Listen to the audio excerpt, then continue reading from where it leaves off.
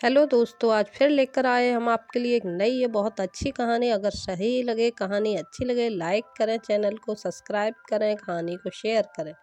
कमला घर की बड़ी बहू है। हिंदी मीडियम की पढ़ी, बेहद सौम्य, सरल, सीधी सादी और सभी को जोड़कर चलने वाली, सास ससुर की सेवा करने वाली थी। कमला जब से ब्याह कर गुप्ता परिवार में आई थी, तभी से गुप्ता परिवार को ही अपना सब कुछ मानकर रात दिन सभी की सेवा में और बड़ी बहू के फर्ज निभाने में जुट गई थी। कमला के पति सूरज एक मामूली सी कंपनी में छोटे पद पर काम करते थे। ज़्यादा पढ़े लिखे न होने के कारण जो नौकरी उन्हें मिली, उसी पर उन्होंने टिके रहना पसंद किया। सूरज के पिता मिलिट्री से रिटायर्ड थे, तो उनका रुतबा ही अलग था। कड़क स्वभाव और नियम पूर्वक जीने वाले व्यक्ति थे। सूरज के पिता की पेंशन से घर खर्च चलता था, इसलिए कमला की सास का हुक्म ही भी घर पर चलता था और कमला को हमेशा रुतबा दिखाती थी। घर में सूरज की माँ जो कह दे, सबको वही मानना पड़ता था और हर दिन अपने पति के पैसों का धौंस कमला को दिखाती रहती थी। कमला दुखी तो बहुत होती, पर घर को जोड़ के रखना उसके मायके में सिखाया गया था। बिना कुछ कहे चुपचाप सास ससुर की सेवा, ननद को के घर आना जाना, लेना देना, सब कुछ कमला ही करती थी।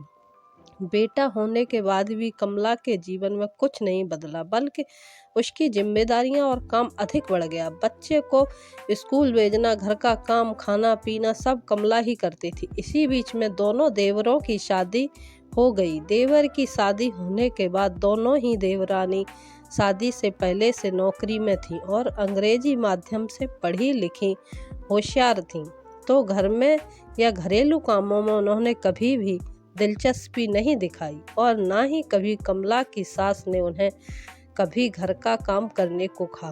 दोनों सुबह उठ के नाश्ता पानी करके शाम को डायरेक्ट घर आती थी। दिन भर का सारा काम कमला के हिस्से रहता और अगर कमला कभी कुछ कहना भी चाहे तो सास का ताना उसे मार देती थी। तुम घर में पड़ी पड़ी दिन भर करती ही क्या हो? वो दोनों तो 20-20 हजार कमा कर ला रही हैं।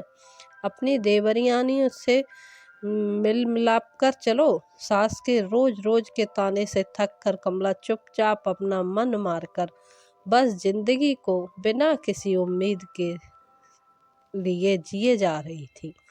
अब धीरे धीरे हालत ऐसे हो गए थे कि देवर देवरानी दोनों ही कमाने की वजह से कमला और सूरज की स्थिति पर घर में स्थिति और खराब हो गई, क्योंकि कमला घर में ही काम करती थी और सूरज भी बहुत कम कमाते थे और संयुक्त परिवार में जो पैसे कमाता है उसी की इज्जत होती है।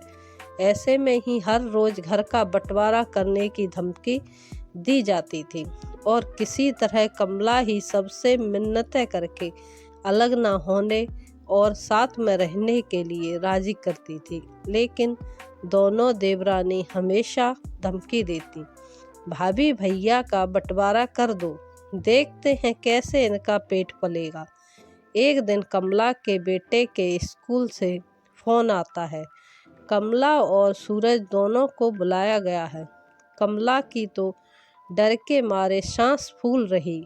नहीं पता क्यों बंटी की प्रिंसिपल ने हमें बुलाया है, बस स्कूल से फोन आया था, मम्मी पापा दोनों को ही आना है।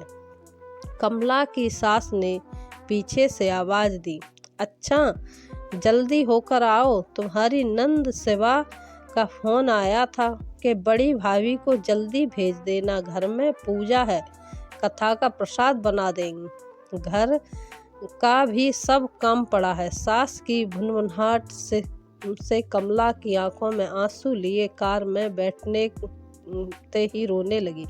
देखा आपने, दोनों देवरानियां सुबह सुबह आपस निकल लेती हैं, रात को घर पहुंचती हैं, कोई हिसाब नहीं मांगता है। आधा घंटा भी बाहर रहूं तो बवाल मचा देती हैं माँ जी।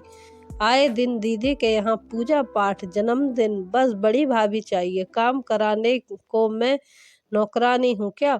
ऊपर से हर बात पर सुनो कि मैं मझली बहू 20 हजार कमाती है, छोटी 25, बड़ी बहू है फालतू।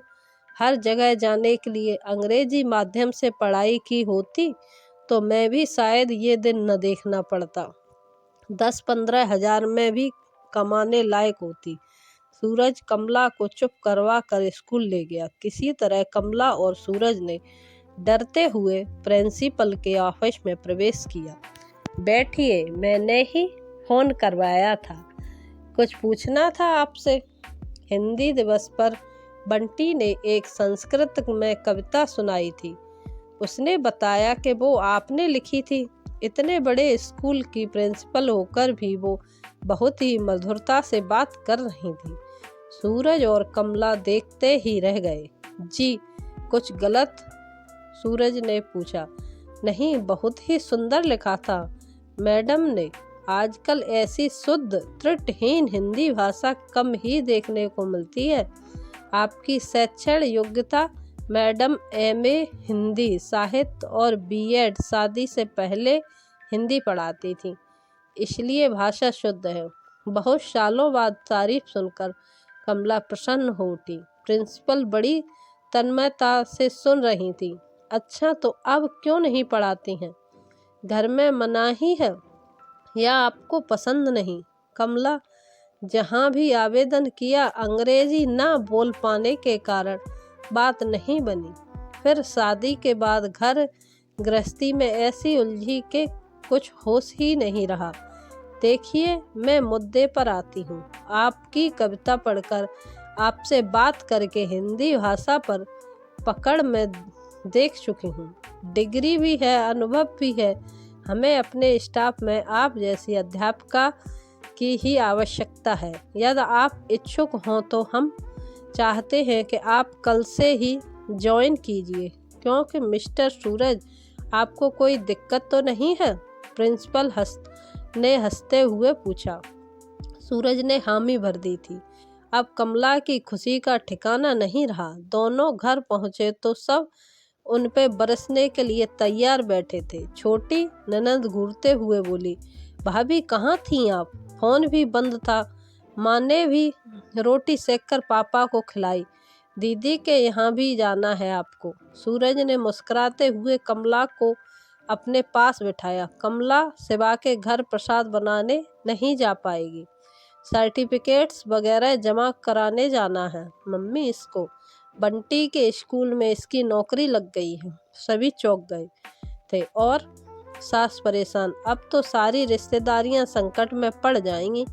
अब तुम नौकरी, अब छोटी मोटी 3-4 हज़ार की नौकरी के लिए कहाँ भटकोगी? हटाओ, सास ने कहा। 12वीं क्लास के बच्चों को हिंदी पढ़ानी है मम्मी। 50,000 वेतन मिलेगा। आपकी बड़ी बहू को अपनी बड़ी बहू को आशीर्वाद दीजिए। अब तो सास, देवरानी, देवर सबके चेहरे देखने लायक थे। जैसे अब कभी बंटवारा उनको करना ही नहीं है। कमला सबकी भाभी हो गई। सब जल्दी से कमला के आवभगत में लग गए। तो दोस्तों, कैसी लगी आपको कहानी? अगर अच्छी लगी हो तो हमारे चैनल को सब्सक्राइब करें, कहानी को लाइक करें, शेयर करें।